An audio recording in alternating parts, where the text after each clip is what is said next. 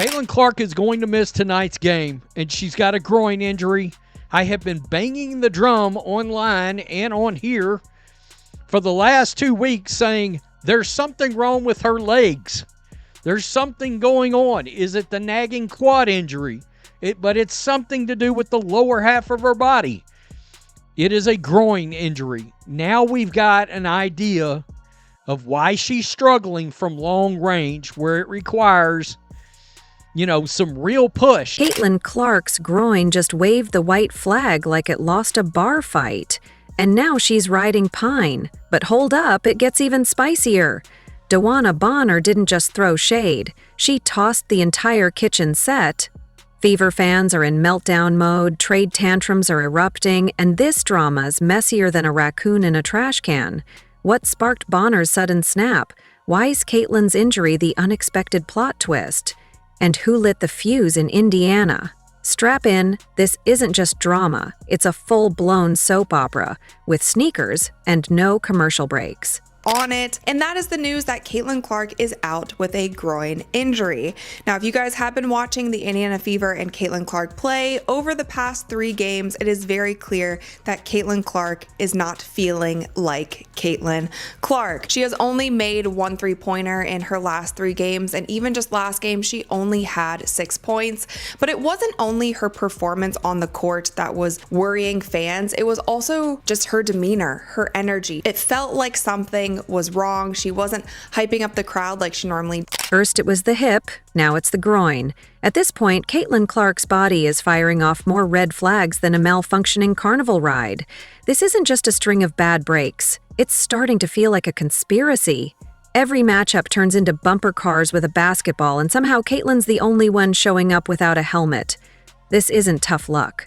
It's open season, and she's the only one without body armor. Caitlin Clark is out again with an injury, which is the worst thing you can hear if you're a fan of the Indiana Fever, and really if you're a fan of the WNBA, because obviously Clark is the engine that makes the Indiana Fever go and is the single biggest driver of interest in the WNBA, and it's not close. And anytime somebody is out of the lineup, you get concerned, especially when it's Clark, obviously, considering she had already been injured earlier this year and is now out with what is being dubbed a left groin issue. The Indiana Fever are teetering on the edge. You know it's dire when the trainers can recite Caitlin Clark's coffee order before checking her vitals. 2 injuries this early, and we haven't even hit the All-Star break. For a franchise that hitched its hopes to a once-in-a-generation star, this is starting to look less like a rebuild and more like a reality show. Survivor, WNBA Fever, where the prize is just making it through the season without another stretcher. Caitlin Clark out yet again with a left groin injury. Caitlin Clark will be missing tonight's game versus the Los Angeles Sparks. The venue will be open. Out with a left groin injury. We go from a quad to a quad to a groin. But here's where the rabbit hole takes a sharp left into full-blown conspiracy thriller territory. It's not just the injuries, it's the way they're happening. Watch the tape closely, frame by frame, like you're breaking down enemy surveillance, and a pattern starts to emerge. This isn't physical basketball. It's organized chaos with a side of malicious intent. Caitlin's getting slammed like she's carrying state secrets in her sneakers, elbows thrown with precision, shoulder checks that belong in the NFL, and hips colliding like it's a contact sport no one told her about. This isn't defense, it's demolition. The Indiana Fever just lost a really tough game against the Los Angeles Sparks, and it comes back to the 4 things the Indiana Fever always have trouble with: missed layups, missed free throws, interior defense, and rebounding. That is why the Indiana Fever lost this game, and that's why they cannot be a championship team, in my opinion. You have to be able to get stops, you have to be able to rebound the basketball when you do force stops, but there was some positives in this game as well that we have to get into. Kelsey Mitchell was spectacular. I love to see her furthermore breaking her shooting slump. She had 20 points today on 44% shooting from the three-point line, so you like to see her have 3 back-to-back games in a row where she's having over 20 points. If you're enjoying, please leave a like and subscribe our channel. And the referees? They seem to be watching a completely different game. Either that, or they're on some silent retreat, because the fouls go uncalled, the hits are ignored, and the blatant attempts to injure, those "I'm trying to rearrange her spine" moves, are somehow justified as good defense. It's less "let them play" and more "let them assault." You'd think the league would pay attention when their biggest star is hobbling off the court for the second time in a month, but no, we're pretending this is normal, just part of the rough-and-tumble growth process. Meanwhile, the list of players seemingly determined to take Caitlin out of every game grows longer. It's like she's stolen everyone's spotlight, and now they're trying to get it back at any cost. If jealousy had a playbook, targeting the rookie and hoping she'd tap out would be page 1, and sadly, that strategy seems to be working. Each reckless hit, each missed call, only fuels the narrative that some are more interested in knocking her down than playing fair. There's a lot of things going on, a lot of things pointing to the fact that something wasn't right. And I have to be totally honest with you guys, I am not surprised by this news at all. I was just having a conversation with my fiance last night, and I told him, I was like, I think Caitlin's hurt. I'm not going to be surprised if sometime soon the Indiana Fever pulls her and sits her for a few games. I think she is still battling some sort of injury. And less than 12 hours later, the news dropped from the Fever. But it's a tough blow not only to Caitlin, because we know that she loves to be on the court. It's a tough blow for the Indiana Fever because that is their superstar. Whether she is playing to the best of her abilities or not, they are still a better team with her on the court. Caitlin's toughness isn't the issue. She could probably withstand a hit from a bulldozer and still score 25 points. But even the strongest steel bends under relentless pressure. And when every game feels more like a wrestling match in disguise, something's got to give. This week, it was her groin. Now let's zoom out and look at the bigger picture. Because this isn't just a Fever problem, it's a WNBA problem. When your star player is being used as a human piñata every time she steps onto the court, that's no longer competitive edge. That's a red flag with fireworks on top. And for the league to look the other way, that borders on malpractice. Imagine if the NBA allowed defenders to treat Steph Curry like he owed them rent. You know Adam Silver wouldn't stand for that. He'd send a SWAT team onto the court. But here, Caitlin's getting slammed, elbowed, hip-checked with more gusto than a Black Friday melee, and everyone's just shrugging like it's part of the game's charm. And the fans? Fever supporters are on edge, eyes wide with worry. Every drive looks like a dare. Will she land safely? Will someone slam her into the hardwood? Will a referee finally blow the whistle? It's like Russian roulette in a basketball jersey, and nobody knows who'll be next. With an injury, not looking like herself, the game is already out of hand, yet we still put her back in with 45 seconds left. How much patience do I need to have before I can start going nuclear? Because I am getting very frustrated with what I am seeing. To everybody that said Caitlin Clark didn't look like herself, salute to you. For everybody that said Caitlin Clark might be going through something, salute to you. Clearly, you all saw what that person that stands there like this can't see. It's gotten so absurd that there are probably Vegas odds on which joint Caitlin will injure next. Ankles? Shoulders? Her spinal cord? Who's placing bets? Because right now it feels like we're playing injury bingo with a star player's career. Yet the league's silence is deafening, louder than a vuvuzela in a quiet room. The conspiracy theories are starting to sound less crazy. Maybe there really is a secret shut her down club, perhaps a rogue PowerPoint titled "How to Take Out Clark Without a Technical" is circulating behind closed doors. How else do you explain this orchestrated chaos? A rookie doesn't endure this much abuse without some higher-up approving it, or at least turning a blind eye. Meanwhile, the referees are doing their best impression of invisible men. Blink, and you miss them. Which is ironic considering their job is to see everything. Their whistles, collecting dust. Their eyes, supposedly open. Their presence as effective as a screen door on a submarine. It's not just missed calls. It's the blatant, obvious ones. Limb-twisting, physics-defying fouls that WWE would be proud of. You'd have an easier time getting called for jaywalking on the moon than receiving a flagrant foul for knocking Caitlyn sideways in the paint. So when you do look at it, and you take a look at the injury, Stephanie White spoke about it. So let me give you the latest. This all just came out.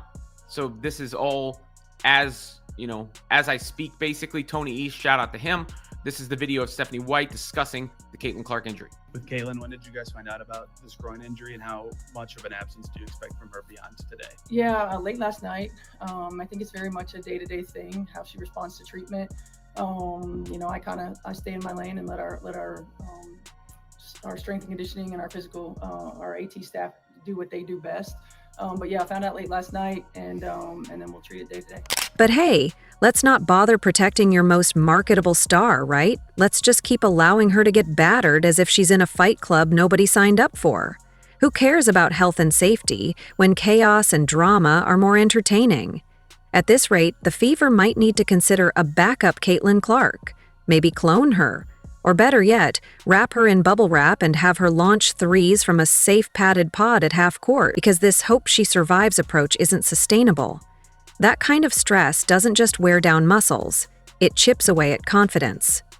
What message does this send to other players? Disturbing.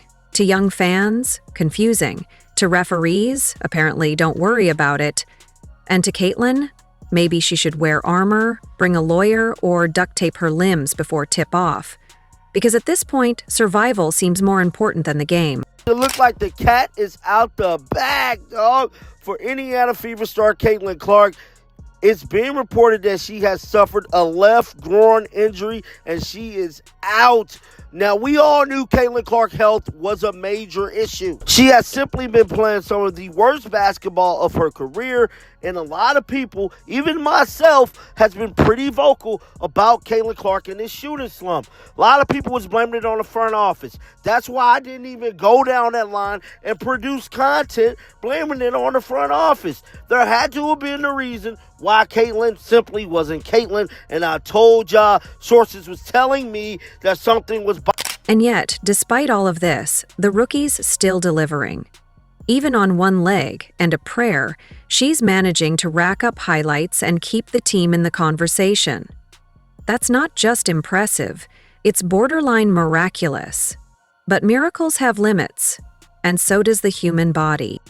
Here we go again, watching the same troubling story unfold for the second time, hoping somehow the ending will change. But this isn't fiction. This is the WNBA's headline star, sidelined once more, while the league offers polite applause and hands out participation trophies. If this keeps happening, if Caitlyn's groin is just the first domino, with her entire body following suit, the Fever could lose more than just games. They could lose the future they've been building. No matter how many jerseys they sell, you can't market greatness if it's being stretchered off the court week after week. And unless the referees start doing their jobs and the league steps in to end the reckless targeting of rookies, don't be surprised when the next game feels like déjà vu, filled with ice packs and regret. If you thought the groin injury was the punchline, hold on to your headbands. The real twist?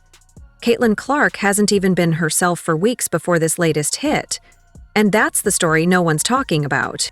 So Caitlin Clark is out, y'all. She's injured. We don't know what it is. I think they said it's a groin or some shit like that. But guess what?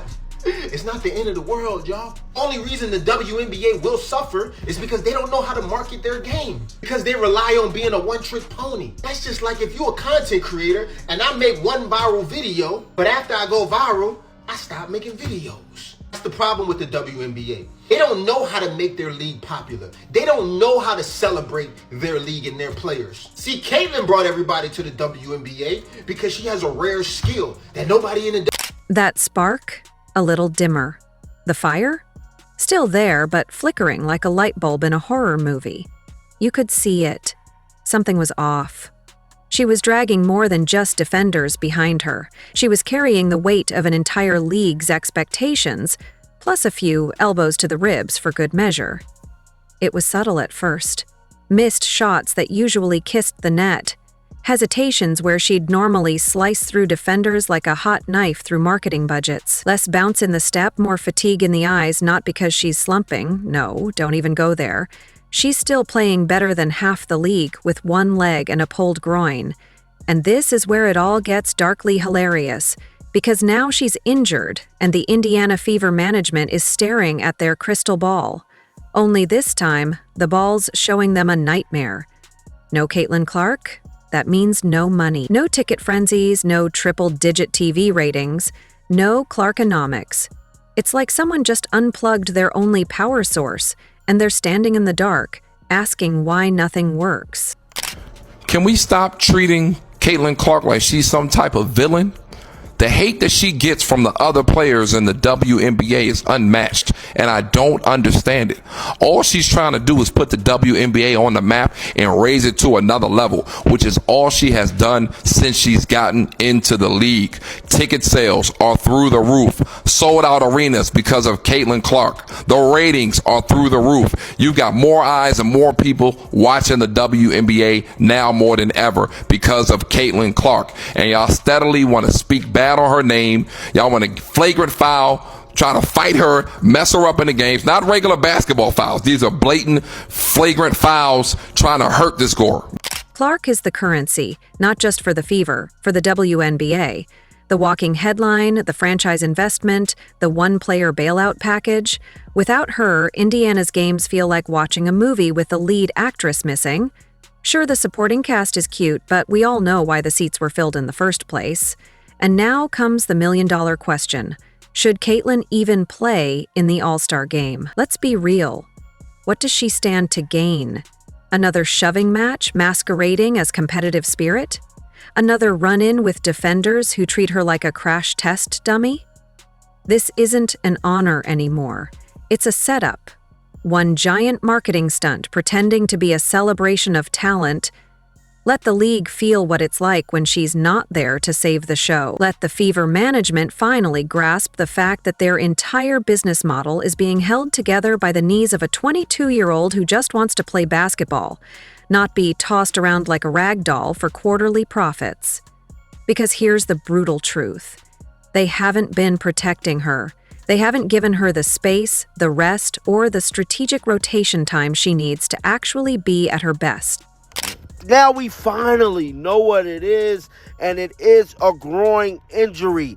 Guys, I don't know what the situation is, what the hell they doing in practice, but we do know Caitlin Clark has been defended pretty aggressively throughout this season. These WNBA women is not taking any breaks with Caitlin Clark, and it's starting to get disturbing. I just did a video yesterday showing you guys the referees not calling certain fouls, allowing Caitlin Clark to constantly get hacked up and down the court. This is sad, man, and I'm hoping she get a speedy recovery. Maybe she sit out a game or two. But guys, we got the Commissioner Cup coming up. We got the All-Star game coming up. This is the second damn injury Caitlin Clark has suffered this. No, instead they've leaned into the gold rush. More minutes, more pressure, more spotlight, all while conveniently ignoring that she's been running on fumes and tendon pain. If Caitlin's body were a car, it would have had the check engine light flashing since week 3, and the Fever just turned up the radio to drown it out. The signs were there. You don't need to be a sports therapist to notice when a player's pacing slows down, when her cuts aren't as sharp, when the signature long bombs start falling short. The wheels are wobbling, the axles bent, and now they're shocked she might not make it to July. What's funny, tragically, hilariously funny, is that this could all be avoided if they just acted like they cared about her long-term career instead of short-term numbers. But nah, they saw dollar signs and ESPN highlights and forgot she's human.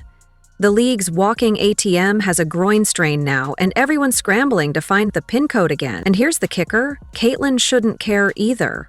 She shouldn't lose sleep over the fact that the stadium might not be full without her. That's not her job. Her job is to be healthy, stay elite, and play the game she loves without being run into the ground. The management, the coaching staff, the league executives, they're the ones who should be sweating. Honestly, it's just a matter of they're playing on the road versus at home right now. They're very good at Cambridge. Caitlin Clark is very good at Cambridge, shooting about 45% on her three-pointers at home versus, I think, 6% on the road. It's been a very bad shooting season for Caitlin Clark away from home. They need their offense to travel, and it has not. So it's a point of concern if the Fever can't figure out how to turn this around, especially because they're a little bit shorthanded too. You know, they're missing Damaris Dantas for the AmeriCup, so they're a little thinner than you might have expected for a team that supposedly added up so much depth during the offseason. They're smaller, they're not rebounding the ball particularly well, and it looks great when like the crowd's behind them and the momentum is going at home, and then the minute some adversity hits, like there's just a lack of punch. Because now the golden goose has flown the coop and the nest egg is looking pretty empty. Let them feel the silence. Let the All-Star game go on without its headliner. Let the Fever run a game without 50 cameras zoomed in on their bench. Maybe then they'll remember that superstars don't just fall from the sky. They have to be protected, nurtured, and not thrown into every marketing campaign like they're made of rubber. Because let's be honest, if Caitlin takes a few weeks off, the Fever don't just lose a shooter, they lose their entire identity. She's not just the engine, she's the steering wheel, the GPS, and the gas. Without her, they're just a team in matching jerseys trying to remember what hope felt like. So relax, Caitlin. Let them miss you. Let them panic. Let them realize that your value isn't just in your points per game. It's in your presence. And when you finally come back, do it on your own terms. Because this game might not always treat you right, but it sure as hell needs you more than you need it right now. If you enjoyed, leave a like and subscribing. More videos are on the screen now.